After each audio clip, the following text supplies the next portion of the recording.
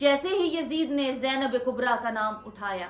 اور کہتا ہے کہ دیکھو آج میرا تخت تم سے کتنا بلند ہے، آج میں حکمران ہوں، میں کتنا بڑا بادشاہ ہوں، اور تمہارا حال خدا نے کیا کر دیا ہے، دیکھو تمہارے حال میں اور میرے حال میں کتنا فرق ہے۔ کہتا ہے کاش آج میرے آباؤ اجداد ہوتے اور دیکھتے کہ میں نے کس طرح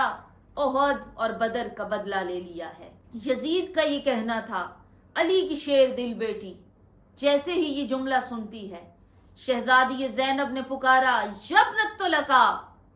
اے ہماری آزاد کردہ غلام کے بیٹے، تمہارے دادا نے میرے نانا سے معافی مانگی، ہم نے معاف کر کے اسے آزاد کر دیا، آج تو اسلام میں ہماری وجہ سے ہے۔ شہزادی یہ بیان کر رہی تھی کہ اذان کا وقت ہوا،